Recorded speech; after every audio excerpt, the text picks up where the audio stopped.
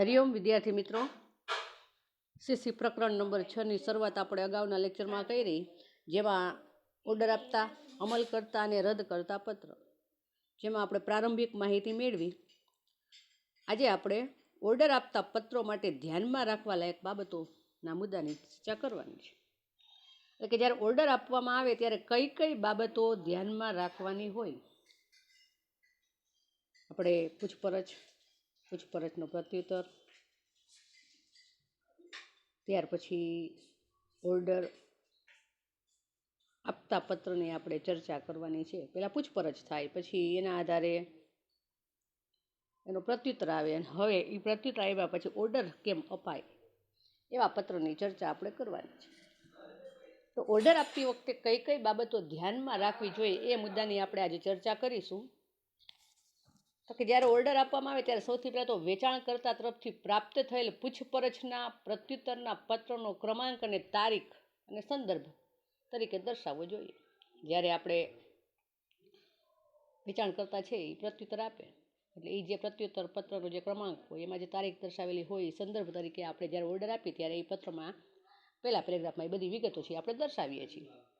તેમાં દર્શાવેલ ભાવ તથા શરતો અનુકૂળ જણાતા હોવાથી આ ઓર્ડર આપી રહ્યા છે તેમ જણાવવું જોઈએ. જે પહેલો પેરેગ્રાફ આપણે લખીએ છીએ એમાં જે રિપ્લાય આવ્યો છે એના આધારે અને શું કામ આપણે ઓર્ડર આપી રહ્યા છીએ એ વિગત અંદર દર્શાવવાની હોય છે. આટલી બાબત પહેલા પેરેગ્રાફમાં ઓર્ડર આપતા પત્રમાં લખવાની હોય છે. ત્યાર પછી માલ સામાનનો જથ્થો અને ગુણવત્તા ઓર્ડર પત્રકમાં સ્પષ્ટપણે દર્શાવવા જોઈએ. એટલે કે આપણે કયા કયા પ્રકારનો માલ સામાન જોઈએ છે, કેવી ગુણવત્તાવાળો માલ સામાન જોઈએ છે એ ઓર્ડર પત્રકમાં જણાવવું પડે છે.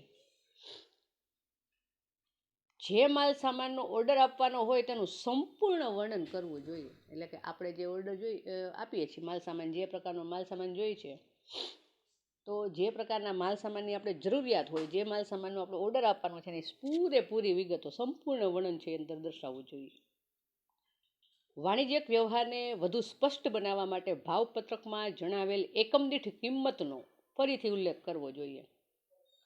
એટલે કે જ્યારે પૂછપરછના પ્રત્યુત્તરનો રિપ્લાય આપ્યો હોય ને ત્યારે વેચાણકર્તાએ શું હોય, દરેક વિગત છે જે કાંઈ માલ સામાન પોતે ઉત્પાદન કરતા હોય એની એકમ દીઠ, એટલે કે એક વસ્તુની જે કિંમત હોય ને એ અંદર કિંમત છે એ દર્શાવેલી હોય. એટલે એના આધારે જે ઓર્ડર આપવાનો હોય, જેટલા જથ્થામાં ઓર્ડર આપવાનો હોય એ પ્રમાણે એની ગણતરી છે એ થાય છે.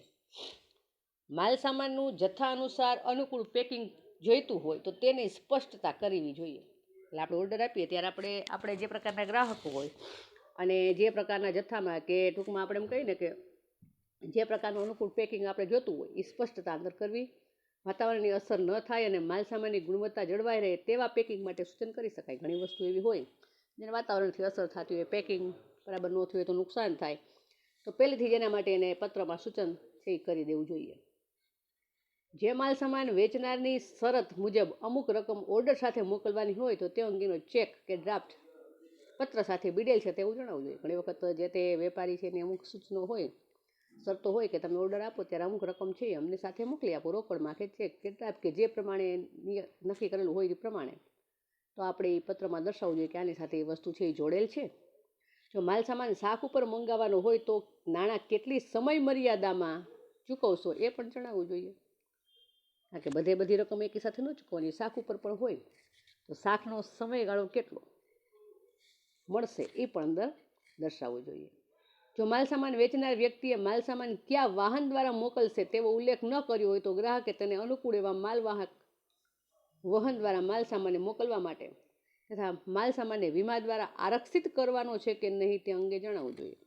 જનરલી તો જ્યારે ઓર્ડર આવે એટલે જે વેપારી છે જે વાહન દ્વારા માલ સામાન મોકલીને વિગત દર્શાવી હોય, પણ કદાચ ન દર્શાવેલી હોય તો એ બધી વિગત, અને અમુક માલ સામાન એવો હોય નુકસાન થાય એવો હોય કે તો જો વીમો ઉતરાવેલો હોય તો એ બધી વિગત છે એ જણાવવું જોઈએ. અને માલ સામાન છે એ ક્યાં ઉતારવાનો છે કે ક્યાં પહોંચાડવાનો છે એ અંગે પણ સ્પષ્ટતા અંદર કરવી જરૂરી છે.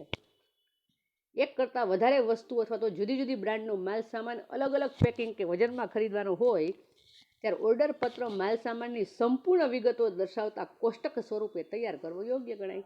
એકાદ પ્રકારની વસ્તુ હોય તો કંઈ પ્રશ્ન નથી, પણ અલગ અલગ બ્રાન્ડની અલગ અલગ પ્રકારની વસ્તુ હોય તો તો જ્યારે ઓર્ડર આપવામાં આવે ત્યારે વ્યવસ્થિત કોષ્ટક સ્વરૂપે બધી વિગતો અલગ અલગ જે આપણે મગાવવાની છે અને જે વજનમાં ખરીદવાની છે એ કોષ્ટક સરસ વ્યવસ્થિત તૈયાર કરીને એમાં દર્શાવવામાં આવે તો જે વેપારી છે એને પણ ખબર પડે કે કયા પ્રકારનો માલ સામાન કેટલો જોઈએ છે.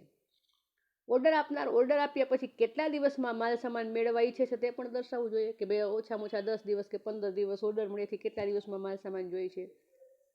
અને જો દર્શાવેલ તારીખ કરતાં માલ સામાન મોડો આવશે તો તેનો સ્વીકાર કરવામાં આવશે નહીં, એવું પણ એડવાન્સમાં દર્શાવી દેવું જોઈએ. ગ્રાહકે પત્રના અંતમાં જો મોકલાવેલ માલ સામાનની ગુણવત્તા સંતોષકારક હશે તો ભવિષ્યમાં મોટો ઓર્ડર આપીશું તેવું પણ દર્શાવવું જોઈએ. એટલે ત્રીજો પેરેગ્રાફ આપણે જે લખીએ ને એમાં આપણે શું અપેક્ષા રાખીએ છીએ તો ભાઈ અમારે જે કાંઈ માલ સામાન મગાવ્યો છે એ વ્યવસ્થિત અમારી ગુણવત્તા પ્રમાણેનો હશે, સંતોષકારક હશે તો ભવિષ્યમાં અમે મોટા ઓર્ડર આપીશું. ઉપર દર્શાવેલ તમામ મુદ્દાઓ ઓર્ડર આપતા દરેક પત્રમાં સમાવાય એવું જરૂરી નથી. એટલે કે કયા પ્રકારનો પત્ર કોને કયા પ્રકારના માલ સામાન માટે લખી રહ્યા છે ને એ પ્રકારે દરેક મુદ્દાઓ છે એ સમાવે. દરેક પત્રમાં એક સરખા જ મુદ્દાઓ આવે એવું જરૂરી ન હોય, પરંતુ ઓર્ડર અને માલ સામાનને અનુરૂપ જરૂરી મુદ્દાઓનો ઓર્ડર આપતા પત્રમાં સમાવેશ કરવો જોઈએ. તો આટલી બાબતો છે એ ઓર્ડર આપતી વખતે ધ્યાનમાં રાખવાની હોય છે.